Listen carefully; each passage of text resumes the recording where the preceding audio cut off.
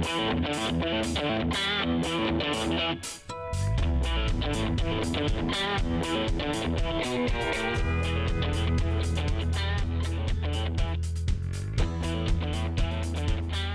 to Fire Politics, where we prepare you for your next political conversation. I'm Jeronimo Cortina, political science professor at the University of Houston. And I'm Brandon Rottinghaus, also a political science professor here at the University of Houston. Thanks for hanging out with us and talking politics on a week where, like, a lot of people are kind of constitutionally unable to work. The shutdown has limited the role of many financial or many federal workers. Some are working without pay and are still hoping a paycheck will come. We'll talk all about what the shutdown means and sort of the implications politically for it. But the big news of the week is that we have a new combatant in the chat. That's Wesley Hunt, a member of Congress here from Houston, has decided to jump into the crowded primary for the Republican side of the U.S. Senate race. Are you surprised?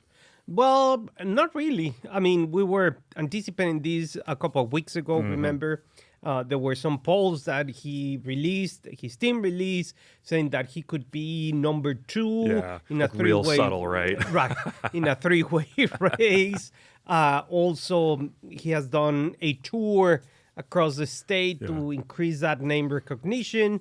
And, you know, he's just saying that he's the conservative outsider member of this coalition. Yeah, and best friends with Donald J. Trump, which Exactly. definitely helps. This is going to shake things up in a way that is, I think, potentially very instructive in terms of what the Republicans are up to. But I'm not surprised. I mean, we've been telegraphing this for a while, and obviously he's not a congressional lifer. Those people act differently than people who have career ambitions, and he definitely has that. So you can certainly see that opportunity there. But we're talking about a real smash mouth primary now. Obviously, it got pretty ugly between Cornyn and Paxton. Their unfavorables are insanely high, and obviously there's a lot of discontent about who should win and why and how much money it's going to cost to either win the seat or defend the seat. And so it's just a lot of kind of discontinuity here. What do you make of the kind of theory of the case here? Why is Hunt in position to win this race? I think he sees an opportunity. Yeah. And that opportunity is, as you just said, the negative numbers that both Cornyn and Paxton have. Yeah. It is a very divided Republican primary. Cornyn represents one way or the other the kind of nouveau establishment going or swinging to the right, a politician that has had a, centrist career since he started in the Senate, working on both with other people on the other side of the aisle, passing legislation, voting legislation, especially when it has to do with gun control, and then going his way out to side with President Trump. And then on the other hand, you have obviously A.G. Paxton, 100% committed, 100% Trump supporter. Some scandals that you said last week had helped them to do fundraising. Right. And then I think Hunt sees an opportunity. But this opportunity is going to be conditional on party support. Yeah. The Republican party said, like Hunt, do not enter the race, please. It's a vanity project, they said. Like, don't do it. Yeah. And he did.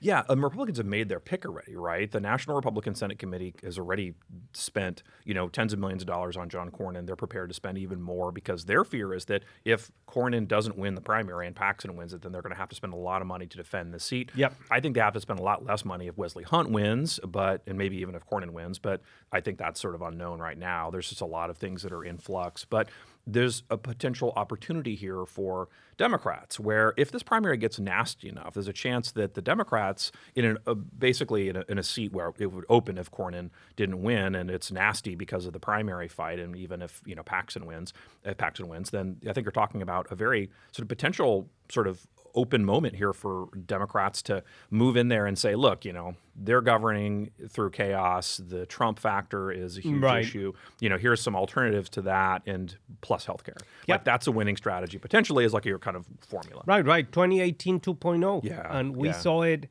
You have the right Democrat candidate, and eventually you can put a race.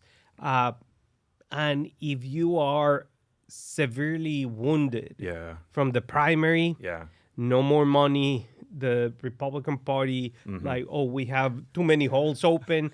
And this is, remember, President Trump is a very, very polarizing figure. Yeah. Either you love him or you don't. So in this case, the 2026 midterm election is going to be very competitive. Yeah.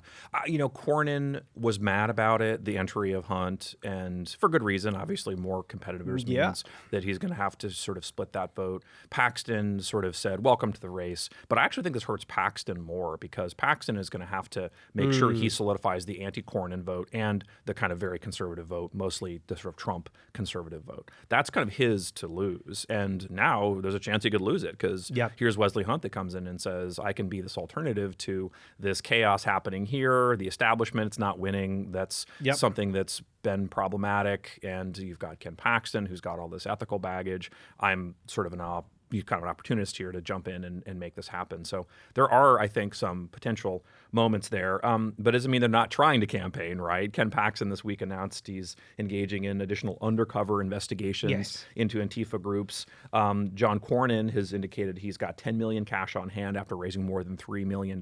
So the campaign continues.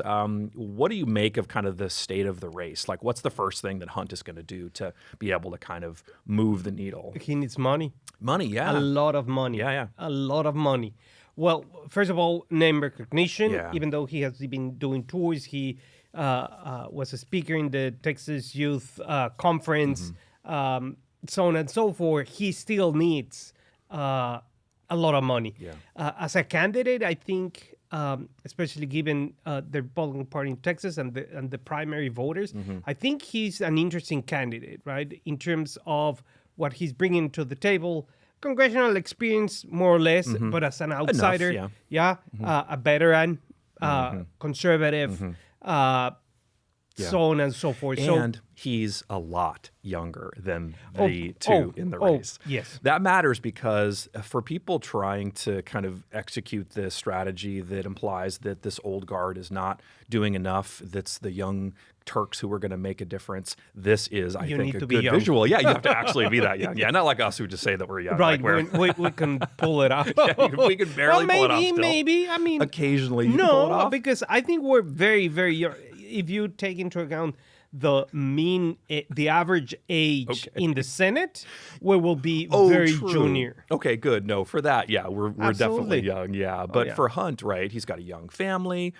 Super cute, right, and like he can make this case. I think that he has this sort of approach, and also in contrast to Ken Paxton, who's had marital troubles. Right, there's still this controversy about whether or not they're going to unseal the divorce records. He can basically present this sort of third way, and he needs, like you say, money's an issue. He's going to have to start raising money immediately. His sort of general polling is about 20%, right? Most polls that have got him in the three-way race have him at about 20%. The matchups with Colin Allred that were done before Talarico was in the race had Hunt doing pretty well, even winning in some cases. So he's in a pretty good spot right now, but he's going to have to improve that because his unfavorables, although much lower than Cornyn or Paxton, which is good, are very low. There's 45% of people don't know enough to say whether they favor or don't favor him, and that's not a good position to be in, especially when the primary is kind of right around the corner, right? This is like a sprint, right? We're mid-October right now. There's the government shutdown, which is soaking up all of the initiative, and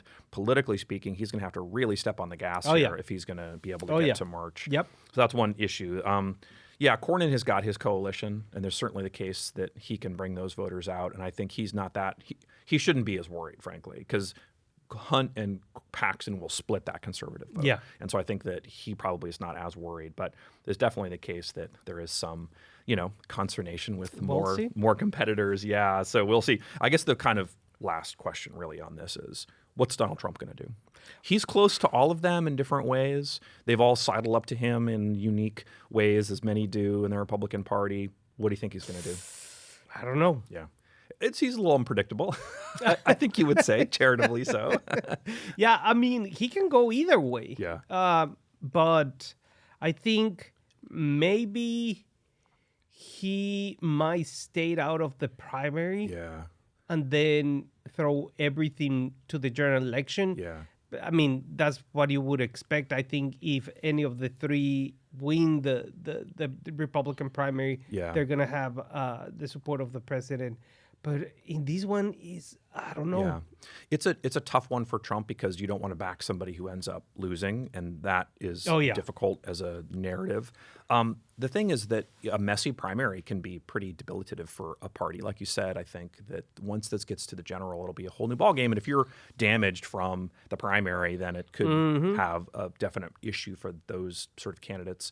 Trump has been willing to clear the primary fray in other cases, like in New York he did this, in Michigan he did this. When they had kind of a competitive Senate race, Trump took sides and it did clear the field. So it's possible he could still do this here. And the fact that like Hunt on the campaign website, the very first thing you see is he and Donald Trump is a pretty good indication of like how powerful Trump's nomination or kind of nod would be here. So the White House didn't wave off Hunt from running, which also is pretty unique. I mean, they could have said, no, don't do it. We need to have this fight out as it is. We need you in Congress so you can keep kind of working that. They didn't do that. So, I don't think this is an endorsement clearly, but it's definitely not a no, don't do it. A negative endorsement. Yeah, negative endorsement. That's good. Yeah, there you go. Which can also be pretty useful. Yeah. The only other thing to note here is that this means that you've got yet another member of Congress from Texas that's not going to be back, right? We talked about this a couple weeks ago, but you add him to the list of Michael McCaul and Morgan Luttrell, who's not coming back.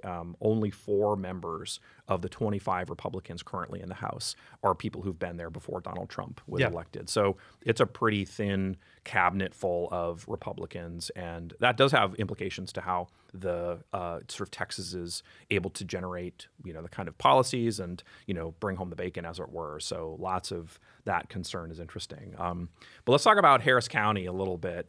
This is a unique moment in the county because you have Judge Hidalgo who's not running, and we've talked over the last couple of weeks about just what that political storyline looks like. This week it was reported that she left a budget meeting early to go to a concert. This was in the heat of the budget battle that we have been talking about, and it's been confirmed that she left in order to go to this concert, like kind of a bit of in a huff.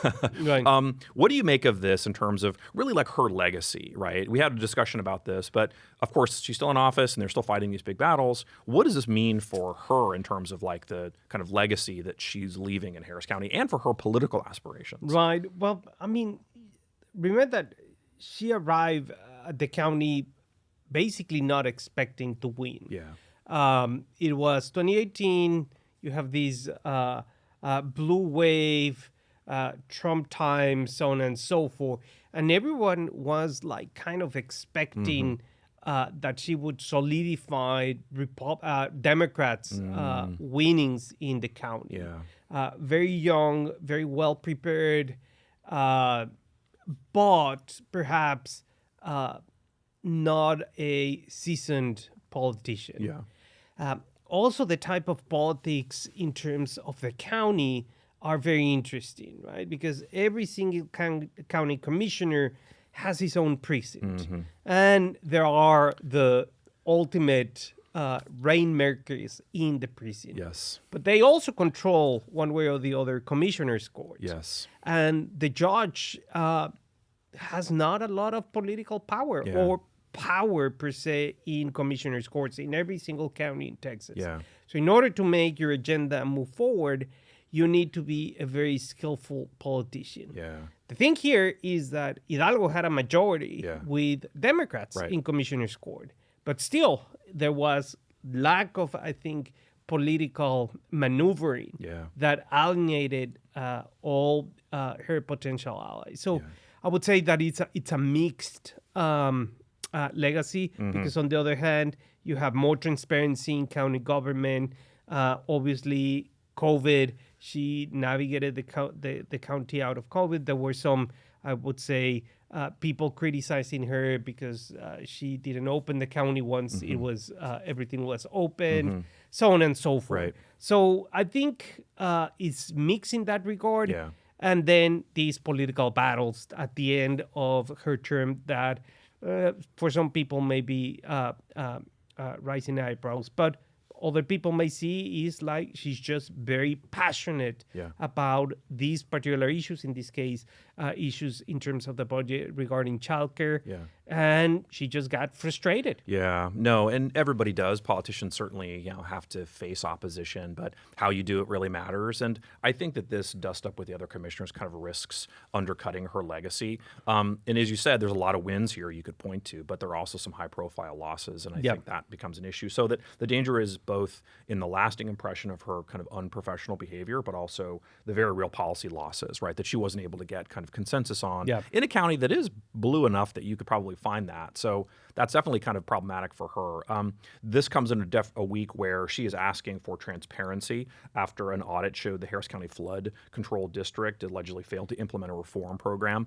In addition to reporting this week from our friend John Lomax, who's a UH grad, go Cougs, who said that half of Harris County commissioners' high-dollar contributors are made by individuals and firms who are working with the county. So she's trying to make this corruption argument in a time where that's a useful, I think, wedge for her, because she came in saying, I'm not going to take this money. And she hasn't. And she didn't, And so to her credit, she's able to raise a lot of money beyond that. But there's still, of course, the capacity to work with other people and make that kind of as a storyline. And I'm wondering how you think about this. You kind of already answered this to some degree, but somebody asked me this week if they thought that she had a political future. When she came in, the expectations were very high. Right? She had national publications coming to Harris County saying, this is an amazing win. This is a really interesting kind of moment.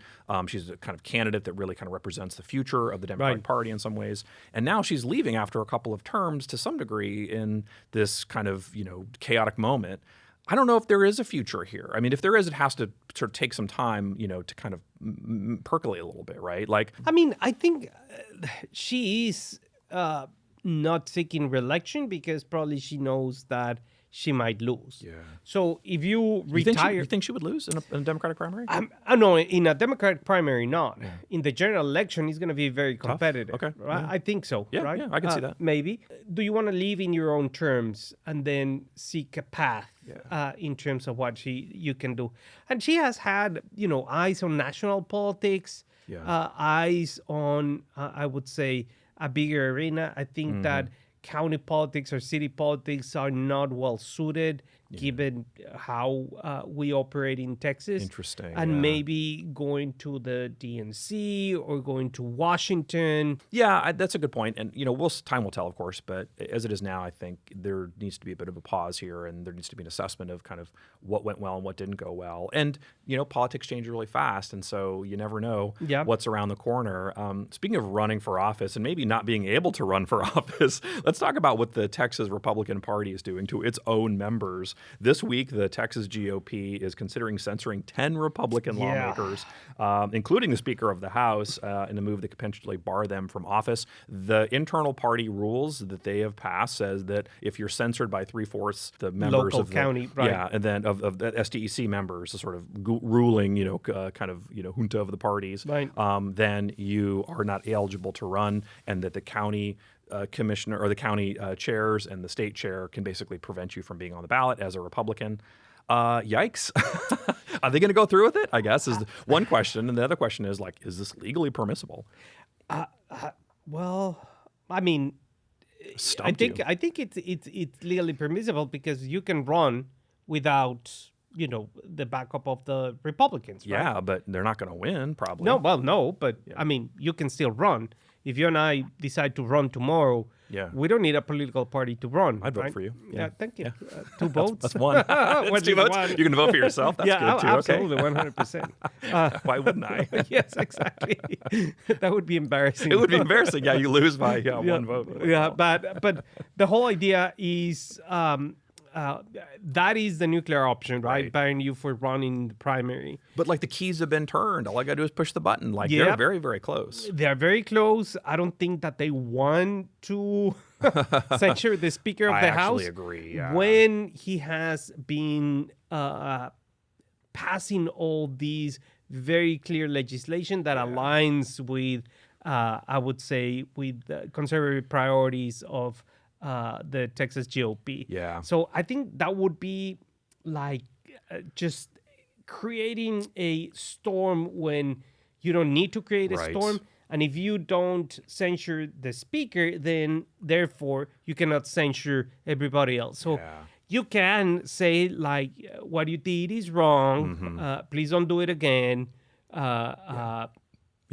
First warning or whatever it is, right? This is your first warning. Right, they can do that. And that's within the rules, right? Right. But I don't know.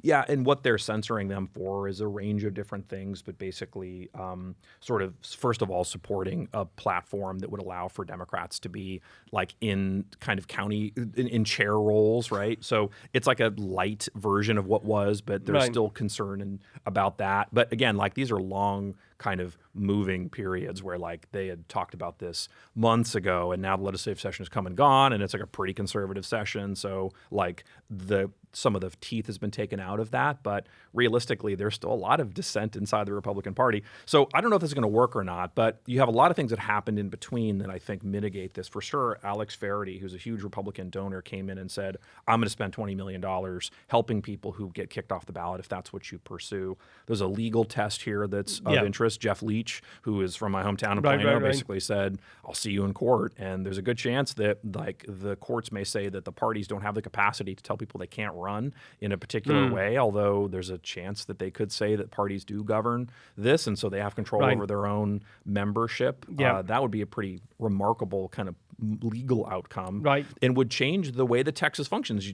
Texas is not a very strong party state, but they are a strong party state in the sense that there are these purity tests that are put into effect. So the legal status here is still a little kind of unclear, but it would certainly force in the future members of the legislature and really any party member to toe the line. And if you don't, then you're in big trouble. But the people who write these laws, people who put these kind of policies into effect, are a very small group of donors and are a very small group of activists. And so that's really a rare, I think, kind of way to approach a party, right? To have a very inclusive, very insular way of looking at things that could be troublesome for trying to figure out how to move forward. So there's a lot of, I think, controversy on this, and we'll see how this plays out. But controversy abounds, right? We're in the middle of a government shutdown. How does this end? I don't know. Do people care that the shutdown's happening? I mean, so far, no. So far, no. The markets seem to be ignorant about what's going on here and there. Willfully unwilling to kind of address it. Yeah, it's... I think it's like been there, done that. Like, we'll see, this thing is going to come up today. But eventually it's going to start affecting people. It's going to affect them in terms of traveling plans. It's going to affect them in terms of getting to the airport. It's going to, potentially bring some reducing their space because you don't have people. And it has those consequences. And eventually maybe social security checks are delayed, etc., etc., etc. Military members aren't going to get paid starting October 15th. The Burbank airport shut down because there weren't enough air traffic controllers. That has a trickle effect and potentially problematic across, the entire airspace, as you said. So these are all really worrisome things. Republicans are trying to stick to the line, but Donald Trump, as we said specifically last week, needs to stay on message, and he wasn't. Right? He's been talking about how, he would work with the Democrats and was working with the Democrats, which wasn't true, but like their goal was to, kind of at least open up that dialogue. So they're talking about talking, which is good. But, the fact that he's saying that he's also going to furlough a bunch of workers or fire a bunch of workers permanently is also kind of off message here, right? Which was supposed to be like, we want the government as it was, just to push that down the road. Republicans now have to justify that too, which is more complicated. The Democrats, I think, are still in better shape than Republicans right now. I think the polling still indicates by a very small margin that they're approving, they're getting approval over this. And you're seeing some people like Marjorie Taylor Greene say that we need to fight for these Obamacare subsidies, and it could be a real liability for Republicans. She knows, believe it or not. She knows exactly how her constituents are going to be hurt. And the fact of the matter is that you're talking about around 4 million people that are going to be hurt one way or the other. And then overall, 24 million people that have access to Obamacare might be hurt because you have less people to put money into the pool to bring these policies down. That's how you operate a healthcare system. So it is not a good combination of stuff. Well, let's talk last about the president's deployment of the National Guard to Chicago and to Portland. They've both been put on hold by federal courts, at least partially in both of those cases. You have Greg Abbott sending members of the Texas National Guard to aid the effort, and it's an unprecedented step. The judges have been very clear about what this all means, and there's a potential that this kind of spins into this military control over these big cities. What do you think the outcome is going to be here? Well, the outcome is that the Supreme Court has to intervene. And quickly. And now, because the fact of the matter has not been discussed. And you have these temporary injunctions here, temporary injunction there, et cetera, et cetera. But the matter of the fact is that whether the president can or cannot deploy the National Guard when the circumstances where the evidence is not there. And that is the sentiment of the judges. These judge in Oregon, appointed by President Trump in the first term, said, and now excoriated by the Trump administration. Of course. He's like, where is the evidence? You're saying that Portland is on fire. Yeah. I looked at the videos.